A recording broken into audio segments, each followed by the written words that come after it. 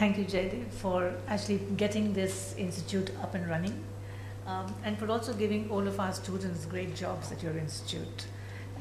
This is really welcome because we try to place students. Our students are graduating in think tanks and other places, and very often we find that they get to do very little except be event managers at a very young level in these institutions. But I think our students here have had the opportunity to actually research and put something valuable together, and that's a big, big advantage, I think, for young people coming into an institution such as the CCAS. So thank you very much for having done that for us. I'm going to speak very, very briefly about China's global footprint. I have no advice to give to CCAS, actually, because I think CCAS is doing a great job beginning with whatever it's begun with.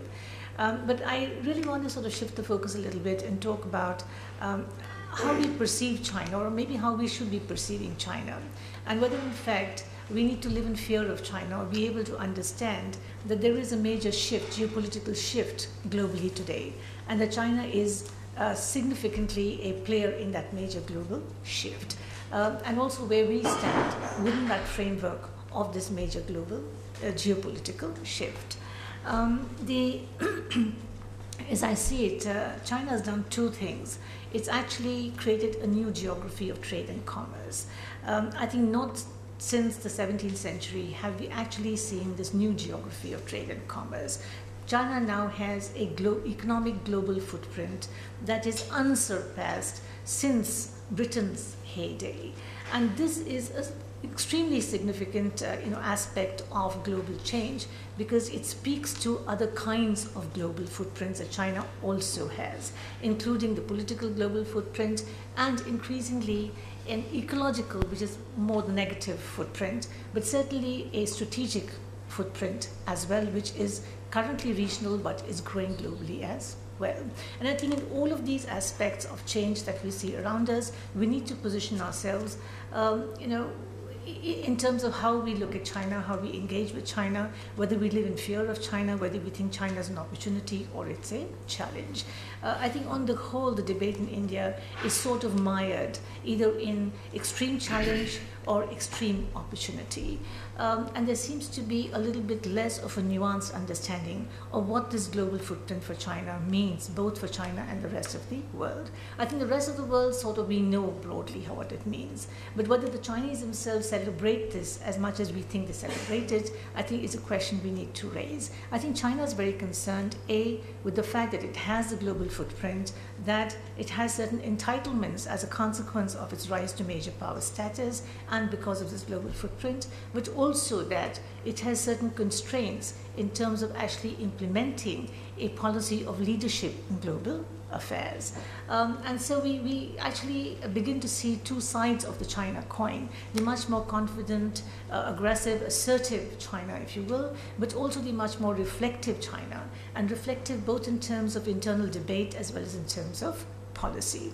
I think we see this in the South China Seas and in the East China Seas, where China has not gone beyond a certain point to confront either Japan or the other states in the South China Seas. Is mostly used the +1 approach that Xi Jinping talked about to contain confrontation, knowing full well that it's really not a match to the United States in the region. So what we're looking at really is a much more nuanced China that emerges as increasingly a global leader in many, many spheres. But the most important thing, I think, is to understand China's economic global footprint. We know all about China's trade, and Srikanth has just told us about how its how its GDP has grown, what its global output is. But the interesting part, of course, is that it will have actually 40%. It will be responsible for 40% of global output by 2030, second to the United States, but certainly in terms of GDP, vast global output. This does a few things. It allows China to spread out globally Through outward foreign direct investment, which has increased rapidly in the last few years to about 70 billion. 50 million Chinese actually live abroad as part of the projects that China undertakes in Africa and Latin America and other parts of the world. So there's an interface with China, a physical interface, a human interface, and also an economic interface across the world. The interesting part, of course, is that China's OFDI is now going not just to its traditional partners, which is Latin America, Africa, Central Asia, which in the last 20 years we have heard of, but also to the developed countries, the EU, for example, America, the United States, for example, and Australia. And what it does find is that it has not been that easy for it to actually move into these developed country economies. There's been a lot of containment of Chinese projects here. There's been a lot of opposition to Chinese projects here, and China has complained vociferously about the protectionism as a consequence of its inroads into these developed economies. But nevertheless, China has been successful in part as well. So what we are looking at really is that China is not confining itself just to the developing economies or to the underdeveloped economies, but also to the developed economies. And the focus here, of course, is in transfer of technology, use of expertise, learning about different kinds of management skills, which makes China a competitive world leader in the global economy. So far, it has not actually been a global competitor to the developed economies. It is increasingly entering the fray to become a global competitor to the developed economies. I think this is a very significant move in China's economic development, and it's stage 2 really in China's global competitiveness priorities.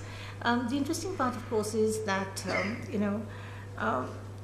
we find that alongside this, the most significant thing that China has done is it's actually begun to question the ascendancy of the US dollar as a stabilizing currency. And increasingly, we are looking at the internationalization of the RMB. When China is quite clear that the RMB cannot be immediately internationalized, it is looking at multi-reserve currencies. And that's really to break the shackles of the dollar and to undermine the ascendancy of the dollar as an international currency. But that's significant in a sense because actually it speaks to that shifting balance in the global monetary global monetary paradigm. Since 2008, it has also actually begun to question the norms and the conventions of the key international economic organizations, the IMF, the World Bank, etc. And we are looking increasingly at an argument that comes from China within the G20, as well as within other organizations, that seeks to change both the weightage in the IMF, the World Bank, the voting rights in the IMF, the World Bank, and as well raise the voice of the developing world within the IMF and the World Bank. Now, this is not to say, of course, that China is sort of carrying on a crusade for the developing world. China has its own very clear interests, but nevertheless, leadership that China provides within these institutions is a new aspect, I think, of China's coming of age in this global reach that China now has. The interesting part, of course, is that what we are increasingly hearing from China across the board, both in terms of global governance, in terms of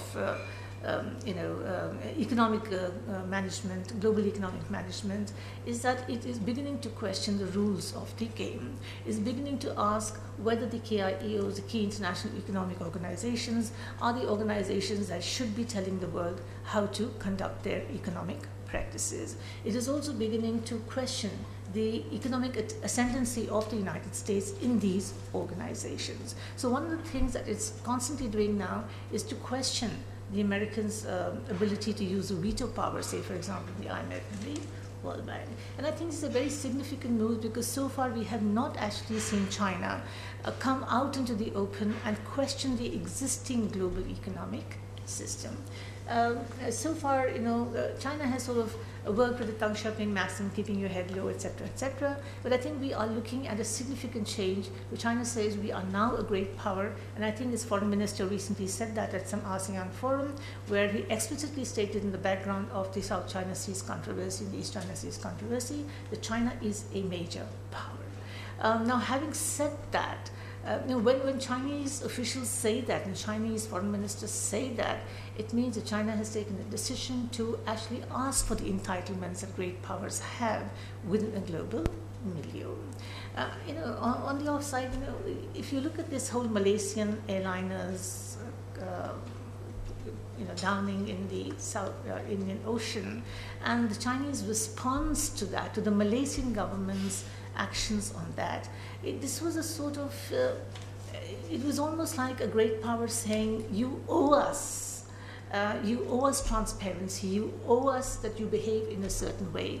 And this sense of entitlement, I think, now has begun to run through the Chinese debate, domestically as well as abroad. And that's significant because so far China wasn't looking at entitlements. It really was being fairly conservative in its, and just through almost.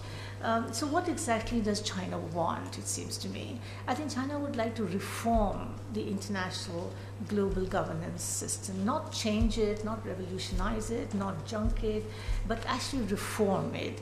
It would like to reform the rules of the norms and conventions within the key institutions of global governance. And it would like also to provide the leadership that goes with being a great power.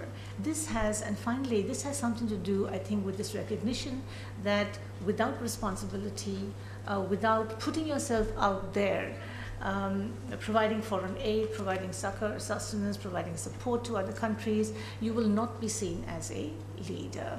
So the position of leadership, I think, that China is now moving into is significant for us. What do we want to do with this? I think we need to accept this. I think we need to accept this, not because it goes against our, not because it does, because this is a reality. This is the rise of a great power, and this is what great powers do. This is what major powers do when they have risen. They have entitlements, that they make claim to entitlements. We can either resent China's claims to entitlements, or we can recognize that this is a major geopolitical shift that is happening right now, and we need to deal with that. Our way to deal with that, I think, is to look at China as an opportunity rather than to live in fear of a rising China which has entitlements, without, of course, redefining in the interest of China's own interests, our security interests and our national interest. And I think there is enough space in the world that China would like to create right now for multilateralism, for multipolarity, for dialogue, as well as for the creation of some kind of a broad consensus on global and regional stability. Thank you.